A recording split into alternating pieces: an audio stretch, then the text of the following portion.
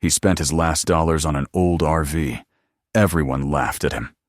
But no one expected where that road would lead, or what he would leave behind when it ended. Watch how one man's journey turned into a story the whole country would remember. Subscribe to the channel and write in the comments which city you're watching from. The heat lay over the small Texas town like a heavy blanket, pressing down on everything that moved. Dust rose from the cracked asphalt whenever a car passed, hanging in the air like memory that refused to settle. Inside a narrow alley, half swallowed by shadows, stood an old garage that smelled of oil, burnt rubber, and loneliness. That was where Marcus Lawson lived. 45 years old, a man of few words, a man who had once worn a uniform and carried himself with the certainty of purpose. Now his days were measured by the ticking of an old wall clock and the occasional sound of a wrench falling onto concrete. The garage was more than his home. It was his last post. A flag, bleached and frayed at the edges, hung near the door, the colors almost gone. On the workbench, next to a set of greasy tools, stood a small framed photograph. His wife, Evelyn, smiling against a backdrop of ocean waves. She had been gone for 5 years, but the sea in the picture still seemed to move. Sometimes, when the wind blew through the cracks in the tin walls, he imagined it was the same wind that touched her hair in that photo. He kept the frame turned toward him as he worked, a silent conversation that never ended. Each morning began the same. He would limp to the sink, pour water from a rusty kettle into a chipped cup, and sip it while staring out the open door. Beyond the threshold stretched a street where life had slowed to a crawl. The grocery store had closed 2 years ago, and the gas station sign no longer lit up at night. People passed without stopping, eyes fixed ahead, as if afraid to notice the man who never left his garage. Marcus didn't blame them. He was used to being unseen. When the pain in his leg flared up, he would sit in the metal chair near the door, rubbing the scar that climbed from his knee to his thigh, a reminder of the explosion that ended his service and his sense of direction. The doctors had told him he was lucky to keep the leg. They hadn't said what to do with the rest of himself. The days stretched on like the endless Texas horizon, unbroken, colorless, heavy with silence. Sometimes he would turn on the old radio on the shelf, but the static seemed louder than the music. He wondered when exactly the world had stopped talking to him. At night, when the air cooled and the town sank into stillness, Marcus would open a wooden box beneath his cot. Inside were letters, Evelyn's handwriting, neat and curved, always signed with a small heart. He'd read them in order, though he knew them by heart. One letter, the last she ever wrote, always stopped him cold. "If you ever feel lost," she had written, "go to the ocean. It's where everything begins again." He had folded it so many times that the paper was soft as cloth. Her words sat in his chest like a compass, pointing toward something he couldn't yet name. One evening, as the sun bled orange over the roofs, he heard the squeak of bicycle tires. A small boy coasted into the alley, one hand clutching the handlebar, the other holding a crooked wheel. "Mr. Lawson," the boy said, "can you fix it?" His name was Tony, the son of a woman who cleaned houses on the other side of town. Marcus nodded and took the bike, setting it upside down on the floor. The chain was rusted, the tire nearly flat. As he worked, Tony sat cross-legged on the ground, watching. "My mom says the ocean's so big, you can't see the end of it," the boy said. "When I grow up, I'm gonna go there and hear it talk." Marcus smiled faintly without looking up. "Hear it talk?" "Yeah," Tony said. "She says the waves sound like they're telling stories. Like they remember everybody who ever stood there." The words struck something deep in Marcus, something buried under layers of quiet years. He tightened the last bolt, spun the wheel, and it hummed smoothly. The boy grinned, said thank you, and rode off down the street, shouting with joy. Marcus watched until he disappeared into the sunlight, leaving behind only the echo of those words. Stories, memory, the sea. That night he couldn't sleep. The air was thick and restless. He sat on the edge of his cot, the fan clattering weakly above him, and thought about the ocean. Not the one in the photograph, but the real thing, alive, endless, heavy with voices. He found himself standing in front of the map pinned to the wall, its corners curled from heat. With a red marker, he drew a thin line from his town all the way west, through New Mexico, Arizona, and California, until it met the Pacific. A line of escape, a line of return. By morning, the decision had settled inside him like a stone in water. He sold his spare tools, his old motorcycle, even the radio. Then he walked 3 miles to the edge of town, where a rusted for sale sign leaned against a chain-link fence. Behind it sat an aging motorhome, sun-bleached and sagging on its tires. The owner, an elderly man named Walt, was dozing in a folding chair. "She's from '83, Walt said when Marcus asked about it. "Ain't much to look at, but she knows the road better than I do." Marcus circled the vehicle. The paint peeled like old skin, and moss clung to the seams. But when he opened the door, the smell of wood and gasoline wrapped around him, and he felt something stir, an echo of movement, of purpose. "I'll take her," he said simply. Walt raised an eyebrow. "You sure? She's got more miles than I can count." Marcus smiled for the first time in weeks. "So do I." It took him 2 days to pack. A small suitcase, a pot, a photo of Evelyn, a few cans of beans, and a map. On the 3rd morning, he rolled out of the alley. The engine coughed like an old smoker before finding its rhythm. As he passed the grocery store and the silent houses, people peeked through curtains, curious. No one waved. He didn't expect them to. The town had stopped listening long ago. The first hours on the road were rough. The steering wheel vibrated, the mirrors rattled, and the radio inside only produced static. Still, the feeling of motion filled him with something he hadn't felt in years: aliveness. The landscape unfolded in long, dry ribbons. Fences, gas pumps, rusting barns, each fading into the next. When the sun began to sink, he pulled into a small roadside cafe. The bell above the door jingled. Inside, the air smelled of coffee and fried onions. Conversation stopped when he entered. The waitress looked up, hesitated, then nodded toward a table. He sat quietly, ordered coffee, and listened to the murmur return around him. A trucker at the counter, a heavy man with a weathered face, turned and said, "Long drive ahead." Marcus nodded. "West." The trucker grinned. "That's the right direction." He slid a pack of sugar across the counter. "First cup's on me. Used to head that way myself, before life parked me here." They talked. The man's name was Tom, a veteran too, his son lost overseas. The cafe lights flickered, the coffee cooled, but neither man seemed in a hurry to leave. Outside, rain began to fall, tapping against the windows. When Marcus finally stood to go, Tom followed him to the door. "Take this," he said, handing over a red plastic fuel canister. "For the miles between gas stations, and there'll be plenty." Marcus accepted it, the rain misting his shoulders. Tom looked at him for a long moment, then added quietly, "When you don't know where to go, just keep driving till you do." The words stayed with him as he climbed into the driver's seat. The rain streaked the windshield, blurring the world into silver lines. He rested his hand on the steering wheel and thought of Evelyn's letter, of Tony's voice, of the line he'd drawn on the map. He turned the key. The engine sputtered, then roared alive.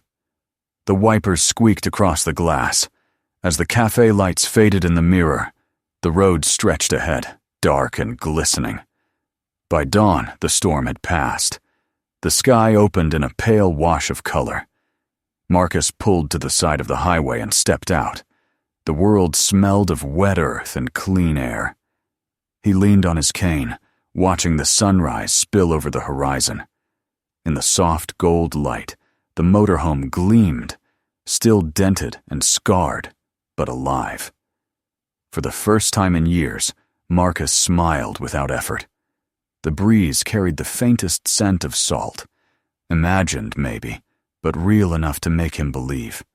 He whispered to no one in particular, "I'm still here." He climbed back inside, started the engine, and pressed his foot on the pedal. The wheels turned slowly at first, then found their rhythm. Behind him, the town that forgot how to listen disappeared in the rearview mirror. Ahead of him, the road whispered in return. And somewhere far beyond the horizon, the ocean waited. The highway widened as the landscape changed, unfolding into an endless patchwork of desert and sky. The air shimmered with heat, and the wind carried dust that settled into every crack of the old motorhome. Marcus kept the windows half open to let in the dry scent of the world passing by. Sun-baked asphalt, distant sagebrush, the faint metallic tang of freedom. Each mile stretched like a page turning, and though his hands trembled on the wheel, his heart began to feel steadier. The town he had left behind seemed less like a place and more like a memory that had finally exhaled. Days bled into each other. The road became a kind of rhythm, a slow and patient pulse that replaced the clock back in the garage. Marcus woke at sunrise, drove until the shadows lengthened, then pulled over near gas stations or forgotten rest areas where the world had stopped caring long ago. Sometimes he shared the night with silence so deep it hummed in his ears. Sometimes coyotes sang beyond the darkness. He grew used to sleeping in the narrow cot by the window, the hum of the motorhome's generator like an old lullaby. When morning came, he'd boil coffee in a dented tin pot, sit on the step, and watch the sky shift from violet to gold. He began to write small things on the wooden panel above the sink short notes to himself. At first, it was just names of towns he passed, then fragments of thoughts. Still moving. The horizon never ends. The road forgives everything. The words made the silence less heavy. He didn't know why he wrote them. Maybe he was talking to Evelyn, maybe to himself, or maybe to the ocean waiting somewhere beyond the deserts. One morning, while crossing into New Mexico, a tire blew out on a stretch of highway so empty it felt like the world had been erased. The sun was merciless, pressing down on the roof of the motorhome. Marcus got out slowly, his legs stiff, and stared at the shredded rubber. The spare lay rusted under the chassis, half deflated but still serviceable. It took him nearly 2 hours to change it, sweat soaking through his shirt, his hands trembling with fatigue. When he finally finished, he sat by the roadside, breathing hard, and realized how alone he truly was. No cars, no voices, just heat and horizon. But the loneliness didn't frighten him as it once might have. There was something honest about it. He felt stripped, bare no rank, no duty, no one to disappoint. Just a man, a machine, and a direction. That evening, when the sun sank low, he reached a small diner glowing with faded neon Lou's Place. He parked outside, the motorhome coughing into silence. Inside, the smell of coffee and fried food wrapped around him. The waitress looked tired, but kind. She refilled his cup without asking. As he ate, he noticed an older man at the counter watching him with a sort of curiosity. When Marcus finally met his gaze, the man lifted his mug in greeting. "You look like someone who's been driving too long," the stranger said. "Maybe," Marcus replied with a faint smile. "Or maybe not long enough." The man chuckled. "Fair answer. Name's Frank. Used to haul freight up and down this road back when gas was cheap and my back still worked. Haven't been far in years." He paused, then added quietly, Feels good just to see someone still going." They talked until the place closed. Frank told stories of nights spent in storms, of empty motels and open highways, of the years he had lost to bitterness before learning that standing still was worse. Before leaving, he paid for Marcus's meal, insisting gently, "Call it a traveler's kindness. The road always gives back if you feed it." When Marcus stepped outside, the wind had cooled, and the stars had taken over the desert sky. He looked up, feeling the weight of the moment, the shared loneliness of two men who had once belonged somewhere, but found their peace in motion. The neon sign flickered behind him, casting red light on the dusty ground as he climbed into the driver's seat and turned the key. The engine came to life, softer this time, almost patient. 2 days later, somewhere past the Arizona border, Freedom One began to complain again. The transmission slipped, the lights dimmed, and by the time he reached a narrow 2-lane road cutting through the desert, the vehicle rolled to a wheezing stop. The silence that followed was immense. He stepped out into the shimmering air, his boots crunching on gravel. The heat made the horizon tremble.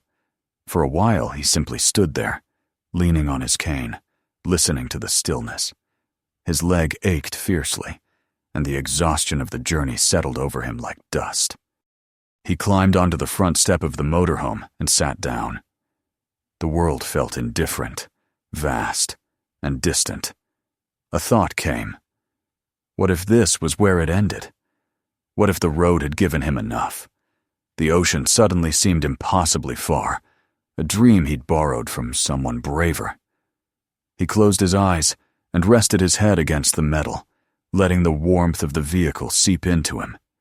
His breath slowed.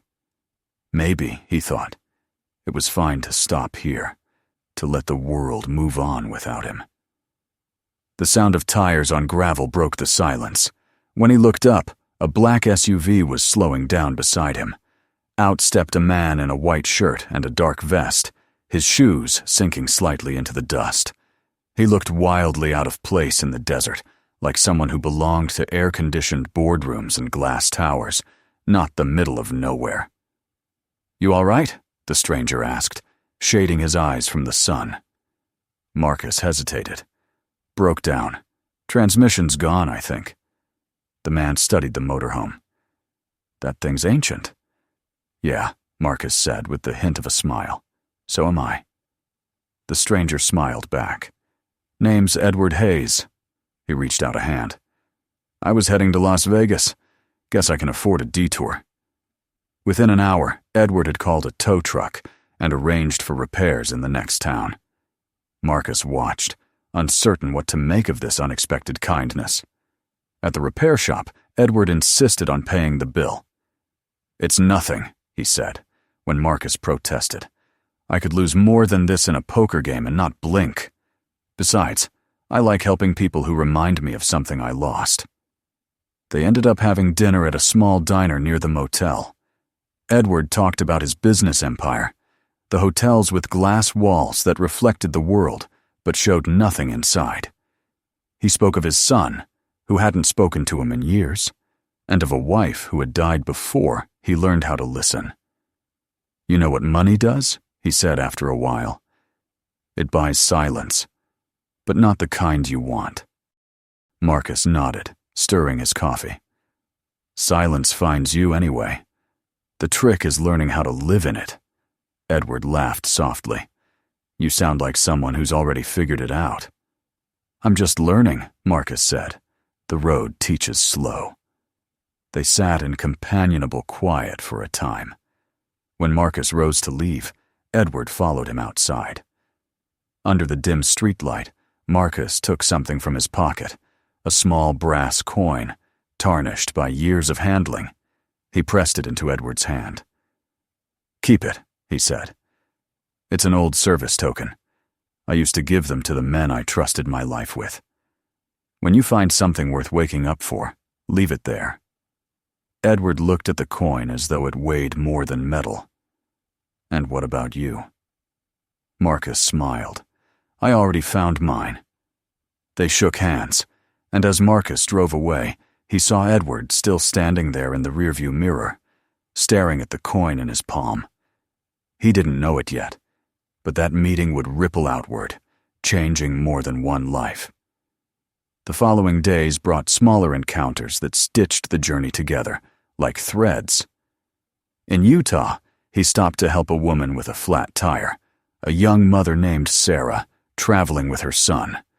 The boy reminded him of Tony, wide-eyed, curious, trusting. After fixing the wheel, Marcus declined her offer of money, but she insisted he stay for dinner. They ate under the fading sunset, the child chasing shadows around them. "Where are you going?" the boy asked between bites. "West," Marcus said, smiling. "Where the water ends." The boy grinned. "That's where my mom says heaven starts." Before they left, Sarah handed him a brown paper bag. "Some bread and cookies," she said, "for the next stop."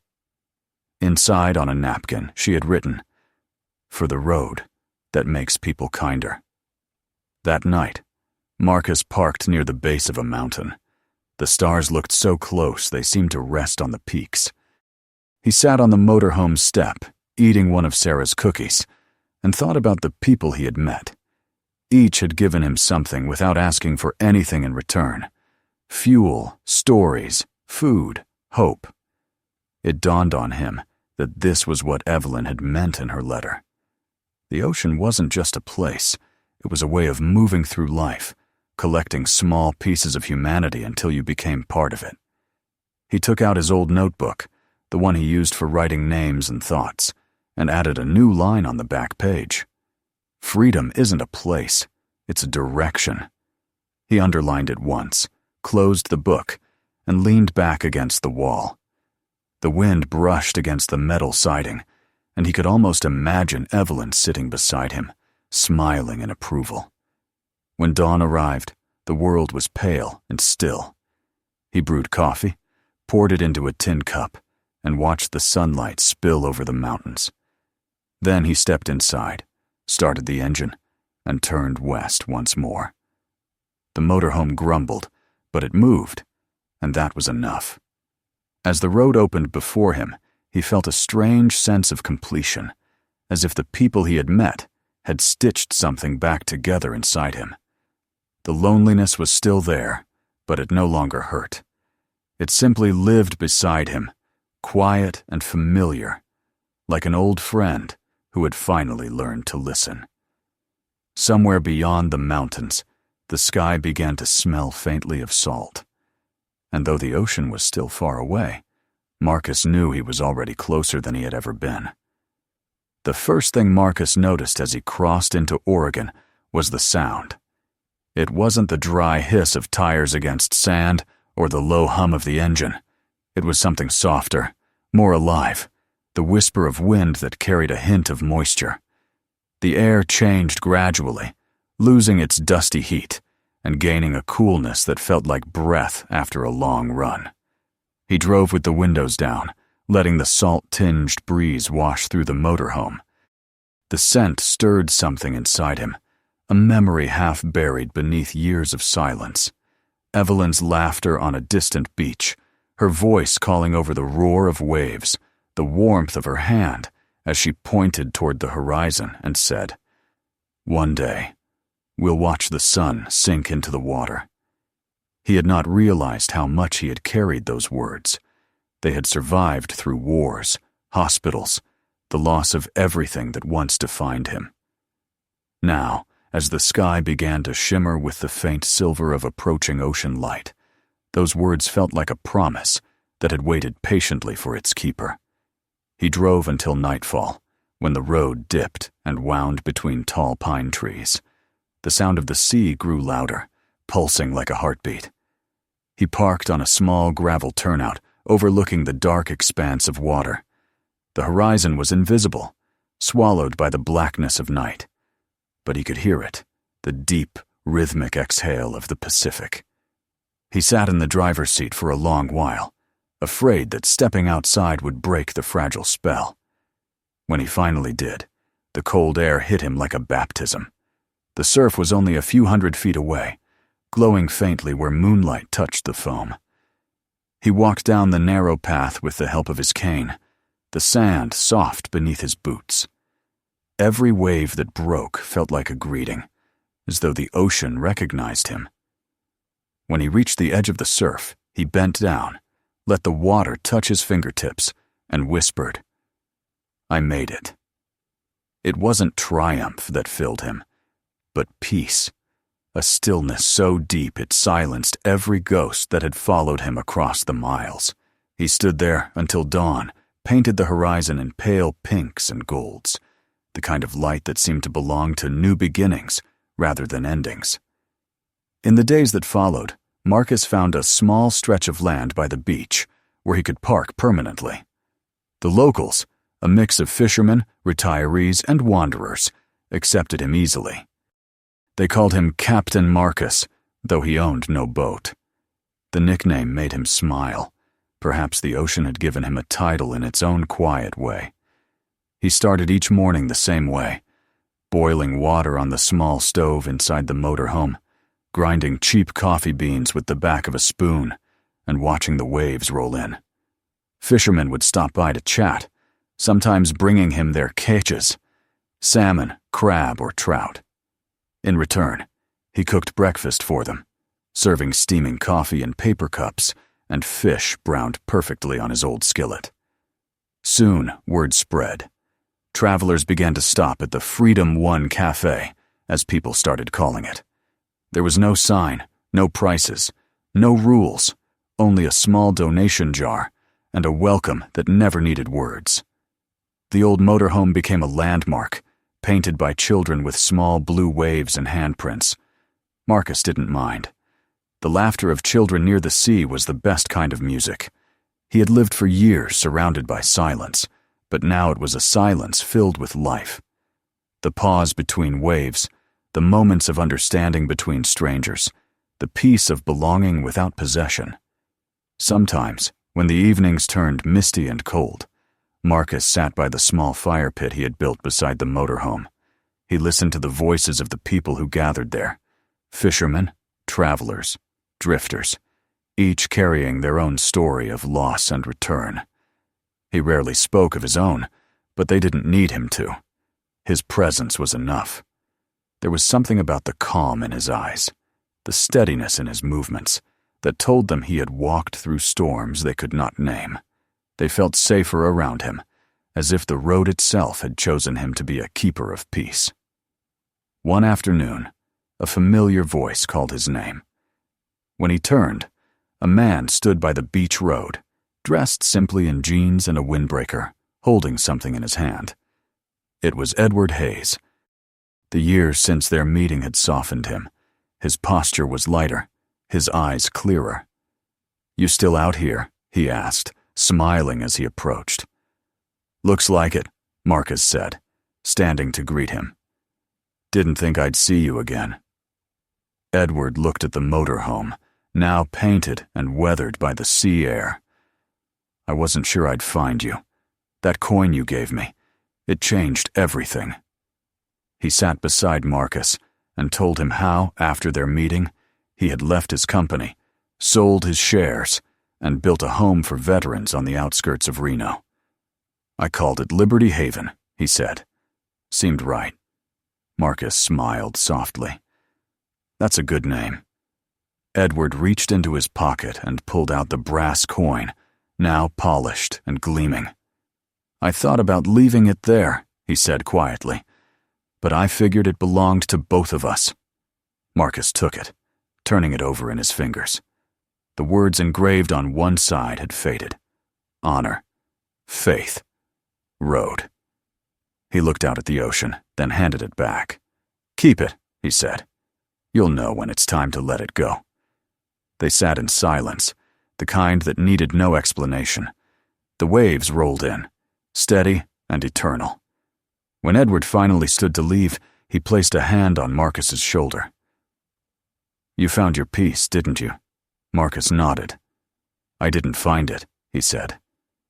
"It found me when I stopped running." After Edward drove away, Marcus sat watching the tide rise. He thought about all the faces the road had given him. Tom with his son's memory, Sarah and her child, Edward with his burden of success. He wondered if they still thought of him sometimes, the way he thought of them. He hoped they did, because that meant the kindness they'd shared had traveled farther than any road. As months turned into years, Freedom One aged along with him. The paint cracked, the windows fogged with salt, but the little cafe never closed.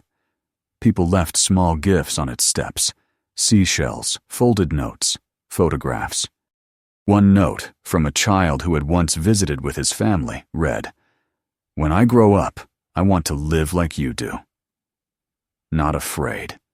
Marcus pinned it near the window, where he could see it every morning. He had begun to limp more, his injured leg growing weaker with each season. But he didn't complain. He had walked enough for one lifetime. Sometimes he'd sit in his old chair by the window, staring out at the waves, and whisper stories to Evelyn's photograph. "You'd like it here," he would tell her. "The light changes every hour. It's never the same, but it's always beautiful." In the evenings, when the sun melted into the horizon, the sky reflected on the motorhome's worn surface, and for a moment, it looked new again. One cold winter morning, the sea was rough and the clouds hung low. The fishermen stayed ashore, and the beach was empty. Marcus made himself coffee, though his hands shook as he poured. He sat by the window, the steam rising into the chilly air. Outside, the waves crashed harder than usual, but he found the sound comforting. It was as if the ocean was keeping him company. He thought of all the miles behind him, all the people who had filled those miles with meaning. The weight of years settled on him, not as sorrow, but as warmth. When the afternoon came and the tide reached its peak, Marcus leaned back in his chair, watching the horizon. The photograph of Evelyn rested on his lap, her smile frozen in sunlight. He felt no pain, no fear, only the vast calm of belonging. His eyes closed gently, as if listening to a lullaby only he could hear. It was the fisherman who found him later, sitting just as he always did, facing the ocean. The cup of coffee had grown cold beside him. They knew right away that he was gone. One of them whispered a prayer. Another placed his hand on the old motorhome, as though to thank it for carrying the man to the place he was meant to be. The photograph lay on his knees, the corners curled from years of salt air. On the small table beside him was a piece of paper, written in his uneven hand. "I made it. The road kept its promise. Now it can rest." The townspeople decided not to move the motorhome. They repaired its roof, repainted its sides, and kept the name Freedom One. It became a cafe for travelers, run by locals, who made sure the coffee was always hot and the welcome always quiet. Tourists came to see it, took pictures, left flowers. On the inside wall, under a glass frame, they hung Marcus's final note. Every July, on the anniversary of his arrival, people gathered on the beach. They lit candles, placed seashells around the motorhome, and wrote messages on small slips of paper that they released into the tide. Some wrote words of gratitude, others promises. Children built sandcastles nearby, their laughter carried by the wind. The ocean, endless and steady, kept its rhythm, as if listening. And when the sun dipped below the horizon, casting the last light across the waves, many swore they could hear something in the wind. A low, familiar voice, calm and sure, whispering what had once been written on the wall inside Freedom One. Freedom isn't a place, it's a direction. For those who stopped to listen, the road began again. If this story touched you, make sure to subscribe so you never miss the next one. Watch the next video waiting for you now. There are so many more journeys to discover. And don't forget to share this story with your friends and family. Some roads are meant to be traveled together.